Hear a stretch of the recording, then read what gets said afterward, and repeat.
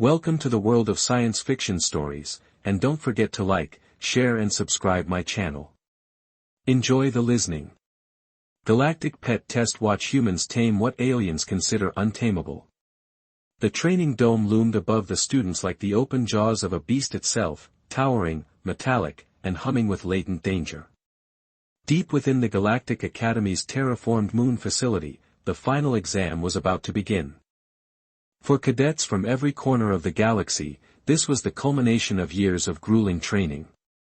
Survival drills, diplomacy simulations, xenobiological studies, and combat training had all led to this moment. It wasn't just a test of knowledge, it was a test of instinct, courage, and adaptability. And only one species in the room seemed oddly calm about it. Lieutenant Jake Abraham stood silently at the edge of the group, hands folded behind his back, helmet tucked under one arm, and his uniform slightly dusted from a recent rover drill. His fellow students, six-legged Sarans with sapphire skin, wispy veil-ins from the icy rings of Sorrel, and even a few metallic-plated Noraks, shifted nervously. None of them wanted to be here, Jake did. The voice of Commander Thrax boomed across the dome. His spiked armor reflected the artificial sunlight pouring from the ceiling. His presence was commanding, his voice sharp, and his reputation brutal. No one had ever dared disobey him. "Today, you will tame what has never been tamed," he declared, pointing toward the far end of the arena where thick, reinforced gates stood sealed. "Each of you will face a Zyra. Not capture, not kill, tame. Convince the creature to follow your command using whatever methods your species finds appropriate, except weapons. You are not hunters today, you are leaders." A murmur of anxiety spread through the group. Jake had heard of Zyrax before. Every cadet had. The Galactic Archives described them as apex predators from the sulfuric plains of Zarnak 7. Tower. Towering at nearly 3 meters tall with 6 muscular limbs, retractable talons, and a set of mandibles strong enough to crush armor, Zyra were known for being untrainable, not because they lacked intelligence, quite the opposite. They were smart, strategic, and fiercely independent. Their native handlers had been wiped out in a civil war centuries ago, and no other species had been able to replicate their bond. Attempts to domesticate Zyra had resulted in dozens of mishaps, 5 confirmed deaths, and 1 interplanetary incident. Jake glanced at the sealed gates. He didn't see a monster, he saw a challenge.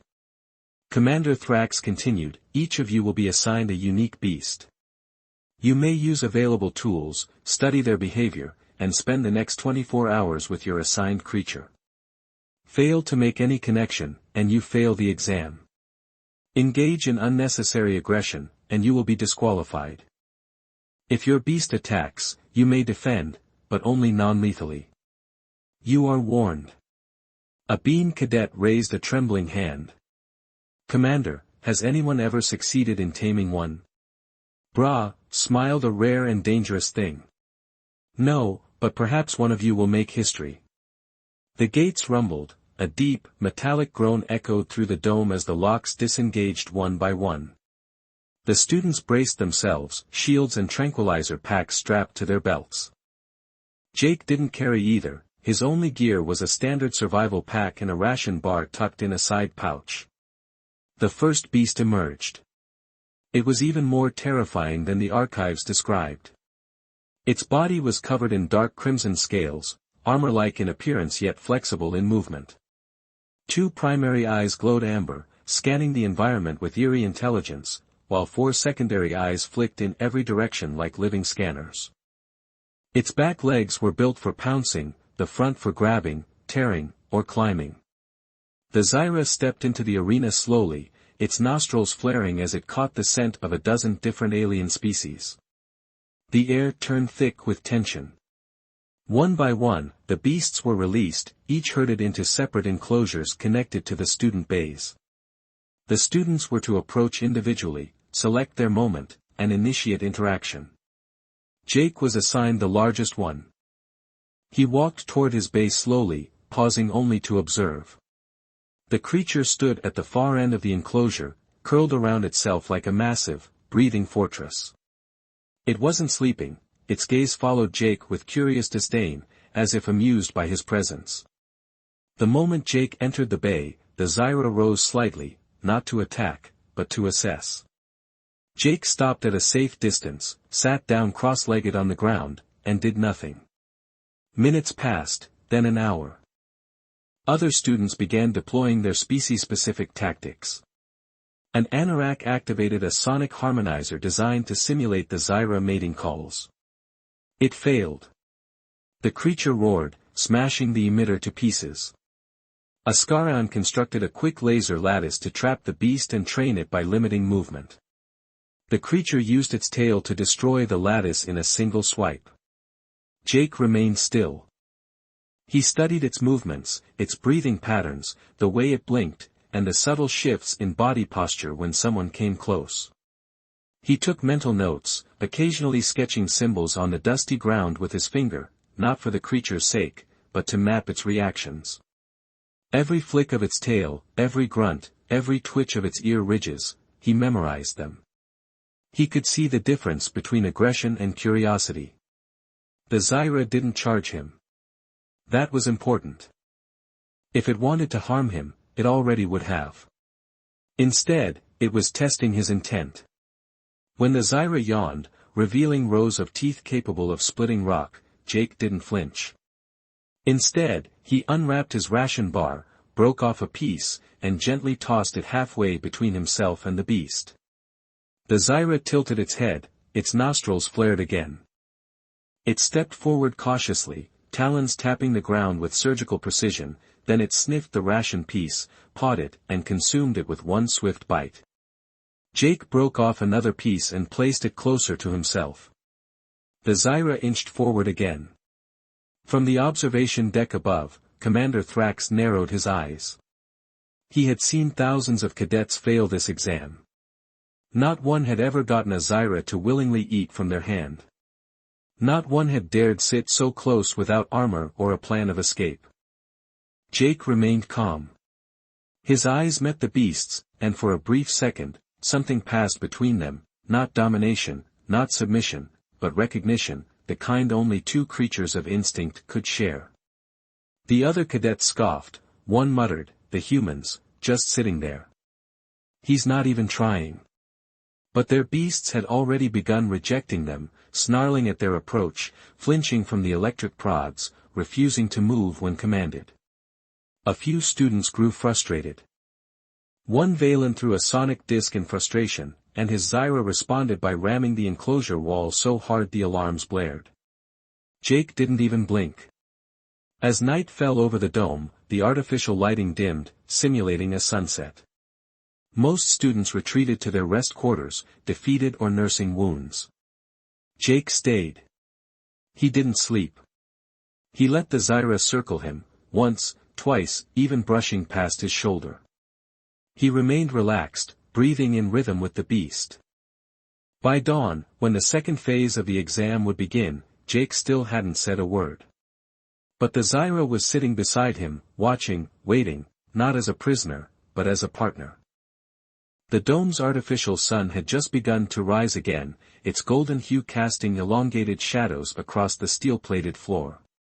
The light revealed the aftermath of the previous day's failed attempts, scattered tools, scorched marks on the walls, and smeared footprints marking where the cadets had panicked, fled, or fought off their assigned Zyra.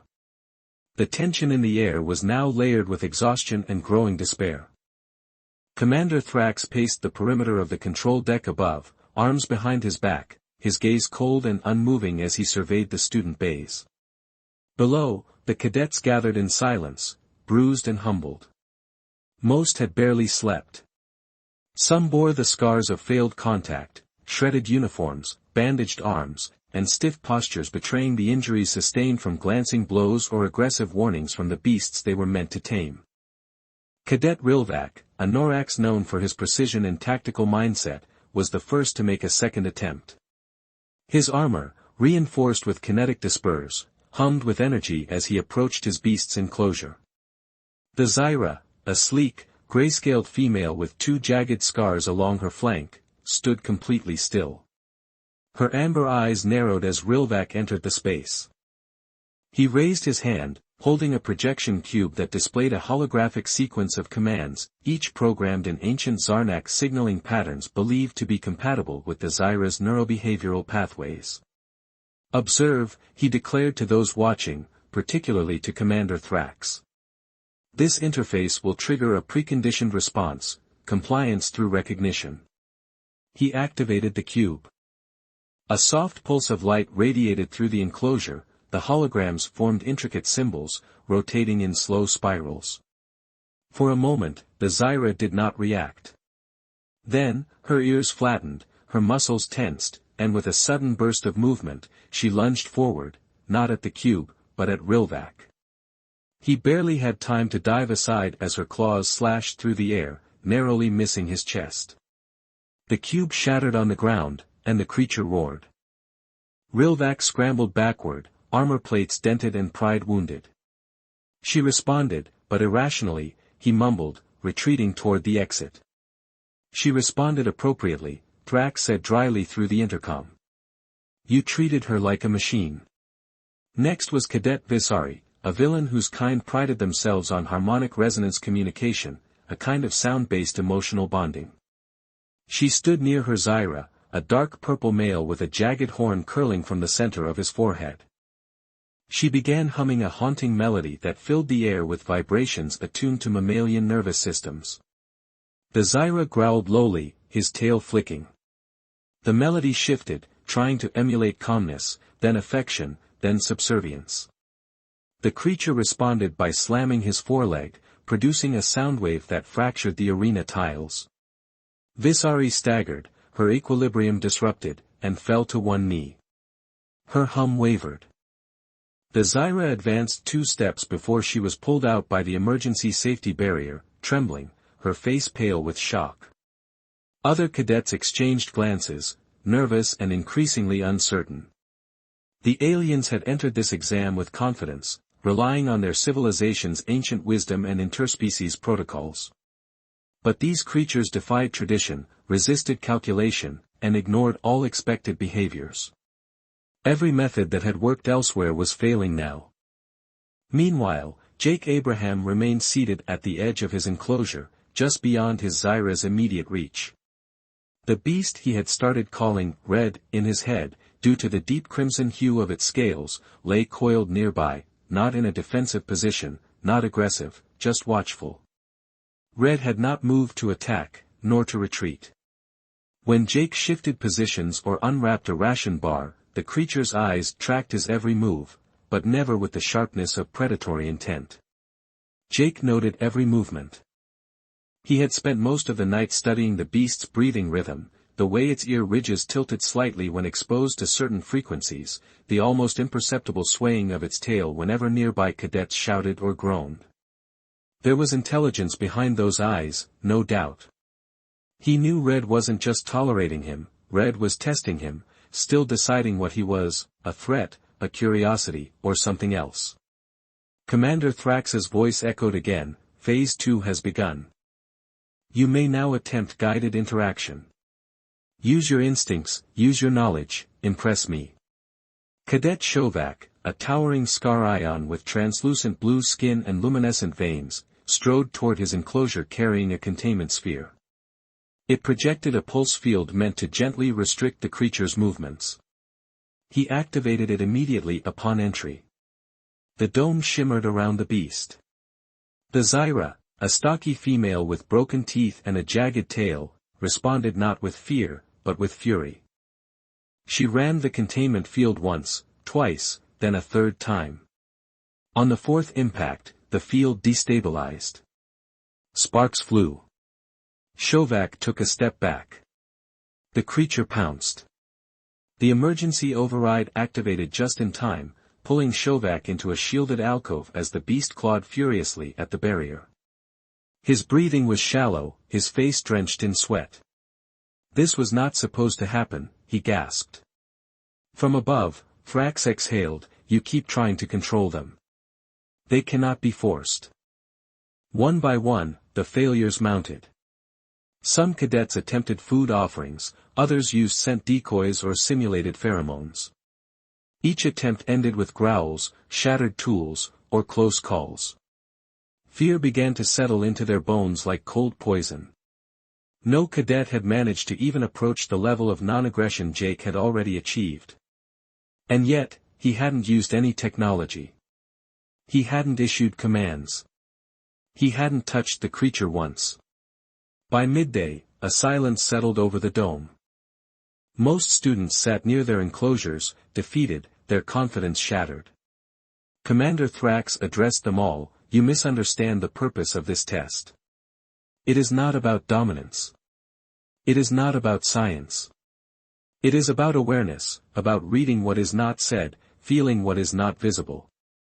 The Zyra were not bred to serve, they were born wild. You must earn their trust. Jake rose slowly. He glanced at Red, who was now watching him with that same unreadable intensity. He took a single step forward, then paused. Red's nostrils flared. Jake knelt and pulled out the last piece of ration bar from his pack.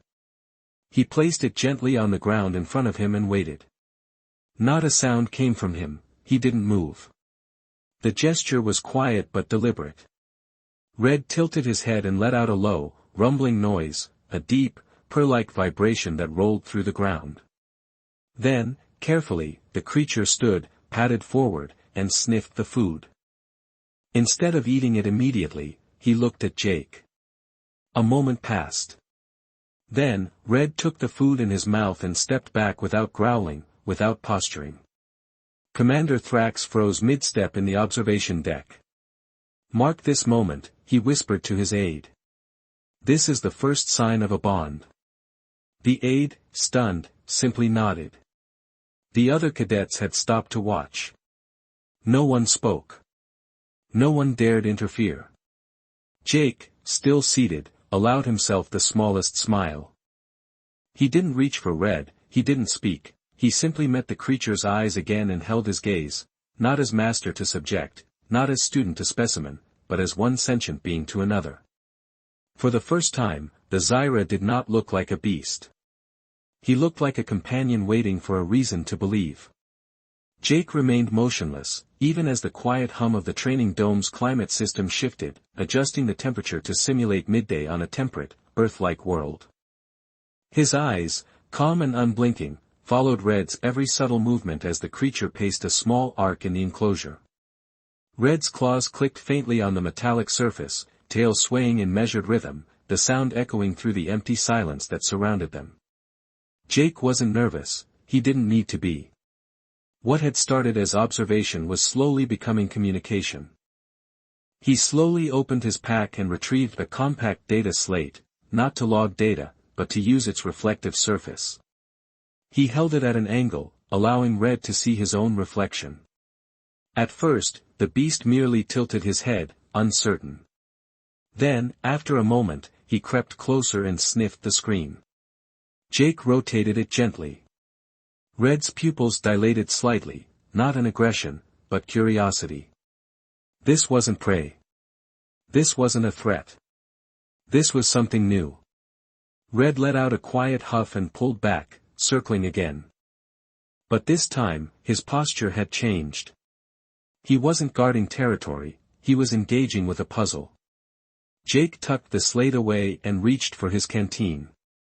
He took a sip, then let a small trickle of water pour into his hand. Red stopped pacing. Jake extended his palm, open, water pooling in the center. He didn't move further, letting the gesture stand on its own. Red's nostrils flared again. The creature approached slowly, paused inches from Jake's fingers, and extended his long, rough tongue. One careful lap, then another. Jake didn't smile. He didn't speak. This wasn't the time for celebration, it was the time for patience. He allowed Red to finish drinking, then stood up in a single, fluid motion. The Zyra backed away slightly but didn't growl, instead, his ears twitched forward, attentive. Jake took a few steps around the perimeter of the enclosure, glancing back occasionally to see if Red would follow. He didn't, not yet. Jake stopped, knelt, and picked up a thin metal bar from the corner of the training zone, a leftover piece from a broken containment device. He examined it idly, pretending to inspect the tool. Red watched, slowly. Jake tapped the bar against the floor, once, twice, then a rhythm, tap, tap, pause, tap. He repeated it. Red's eyes narrowed, his head tilted again. Jake changed the rhythm, tap, pause, tap, tap. After the third cycle, Red let out a grunt that wasn't hostile. He stepped forward, then mimicked the motion with his foreclaw, tapping the metal floor twice in succession.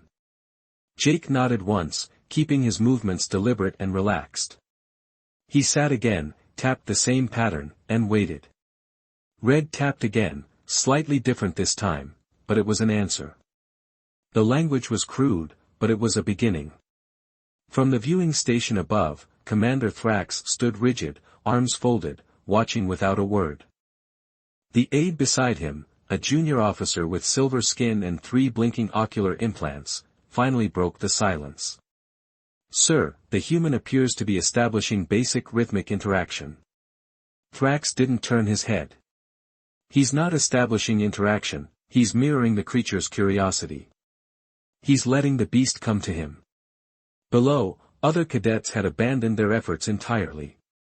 Some sat outside their enclosures in silence, defeated. A few whispered among themselves, casting wary glances toward Jake's section of the dome. No one dared disturb him now.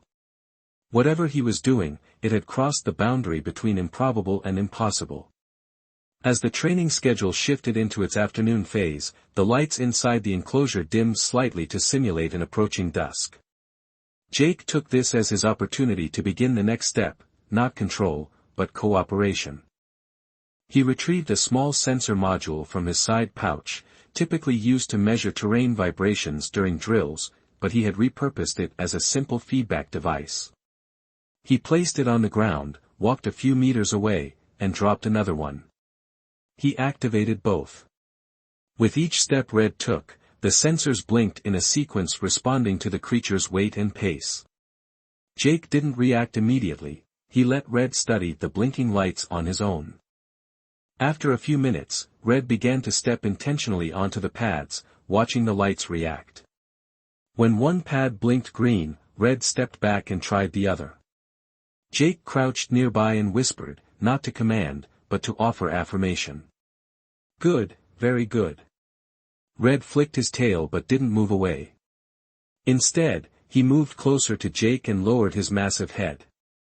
His breath, hot and heavy, brushed against Jake's neck. Jake didn't move. Slowly, Red bumped his snout against Jake's shoulder, not as an attack, but as a gesture, an initiation of touch. Jake reached out and pressed his hand gently against the side of Red's neck. The scales were rough, textured like stone, but beneath the surface he could feel the steady pulse of life, powerful but calm. Red didn't recoil. The contact lasted 3 full seconds before Red turned and moved away, pacing again, more freely this time.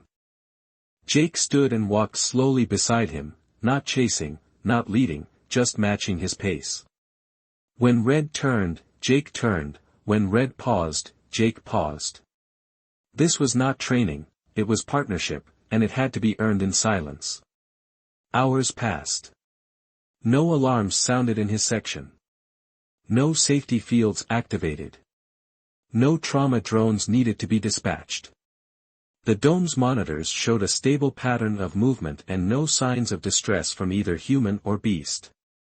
As the light dimmed further, simulating the fall of night, Jake settled into a spot near the wall and lay down his back, resting against a coil of unused material. He closed his eyes, but not completely. One glance toward the center of the enclosure told him everything he needed to know. Red had curled up only a few meters away, body relaxed, eyes half-lidded, no growling, no baring of fangs. The tension that had once radiated from every limb was now absent. He had accepted Jake's presence as part of his environment, perhaps not yet as a friend, but no longer as a stranger. For the first time since the exam began, Jake spoke out loud, not to anyone above, not to any observers, but just to the creature that now rested nearby. "You're not a monster, he said quietly. You're just waiting for someone to treat you like more than a weapon. Red didn't move, but the slow, even sound of his breathing was enough of a response. Jake let his eyes fall shut completely, exhaustion settling into his limbs. He had earned this moment not with tricks, not with control, but with patience, humility, and presence. He hadn't forced Red to obey, he had let Red decide that Jake could stay. Above, Commander Thrax turned away from the viewport and gave a rare nod of approval. He understands what this place is meant to teach. The aide hesitated. What should I mark in the evaluation report? Thrax's voice was firm. Log it under unprecedented success. For the first time in Galactic Academy history, a Zyra made the first move. In the training dome below, a human and a creature considered untrainable rested in the same space, not as predator and prey, not as commander and subordinate, but as two living beings who had chosen, against every expectation, not to fight. And that changed everything. The dome's lighting shifted again, now simulating dawn with a soft, golden glow diffusing across the high ceiling and bouncing off the enclosure walls. The moment the first artificial rays touched the arena floor, Red stirred. The Zyra rose with the silent grace of a trained predator, his muscles rolling under armored crimson scales. Jake opened his eyes the instant he heard the faint shifting of claws against metal. He hadn't slept deeply, only dozed in and out, always maintaining awareness of Red's movements. He stood slowly, stretching his shoulders and rolling out the tension in his spine. His limbs ached not from fear, but from stillness. He could tell the creature had stayed nearby through the night. The evidence was all around, no marks of pacing aggression, no claw scratches in the walls, and no growls or warning sounds to signal unrest. It was the first time in the program's history that a cadet had spent the night in such proximity to a Zyra and emerged unharmed. Red's amber eyes found Jake again. There was no hostility in the gaze, only silent expectation. Jake nodded once, acknowledging the connection without pushing it. He didn't rush the moment.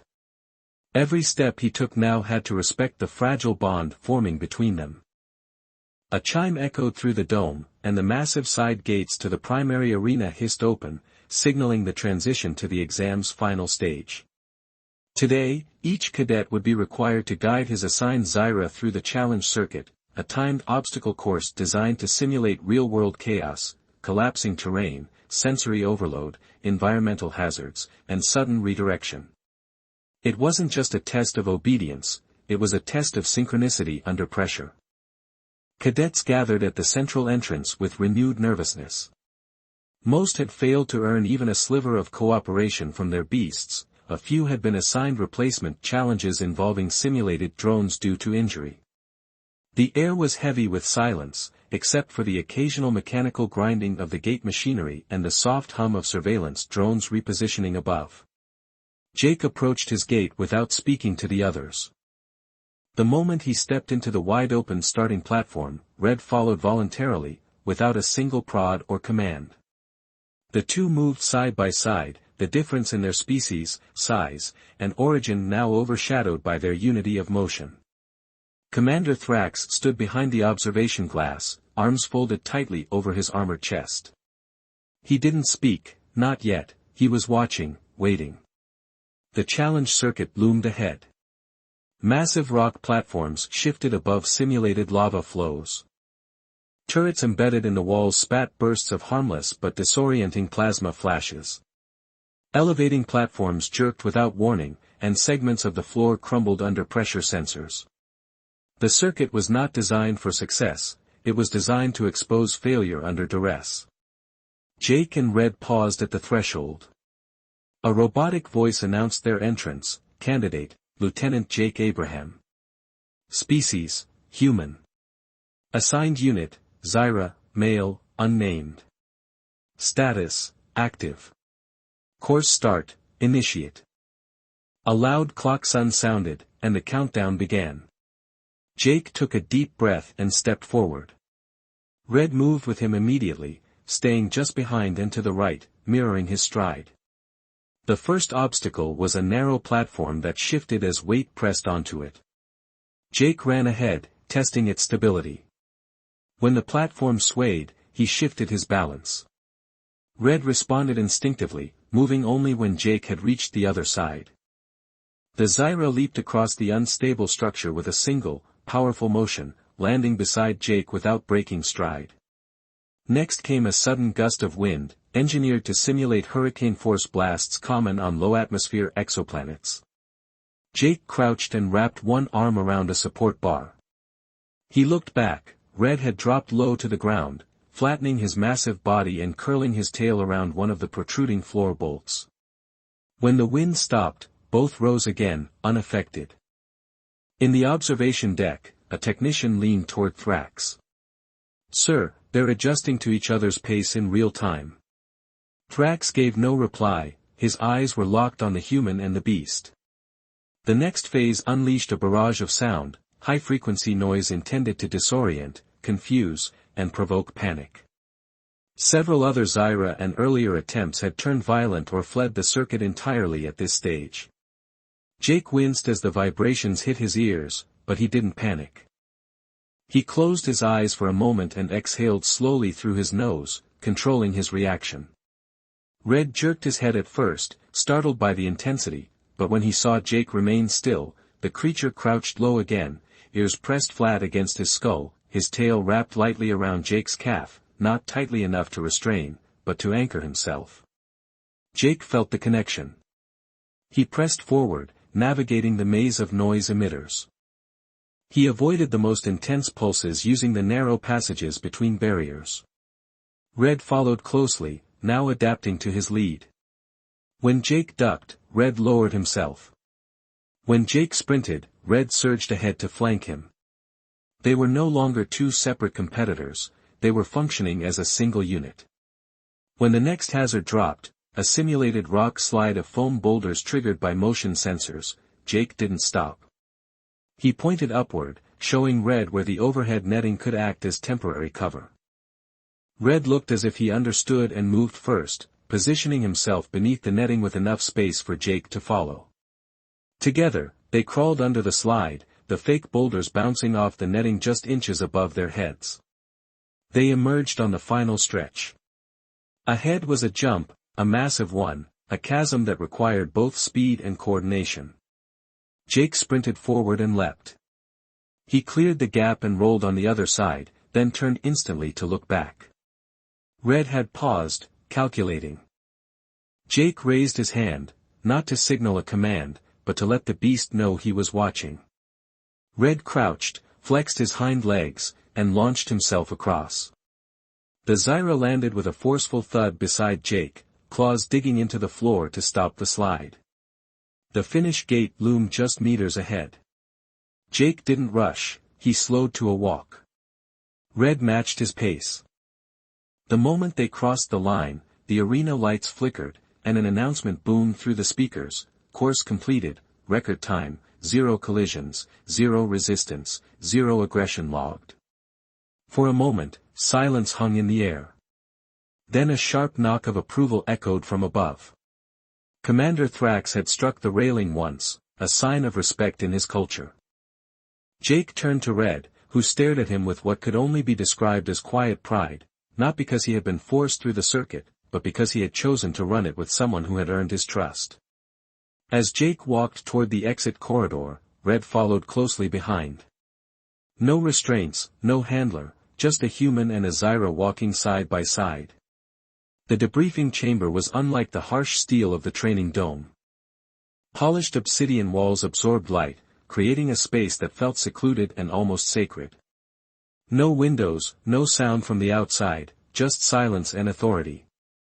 Jake sat alone at the center table, Red resting just behind him, his massive body coiled comfortably in a corner that had clearly never been used.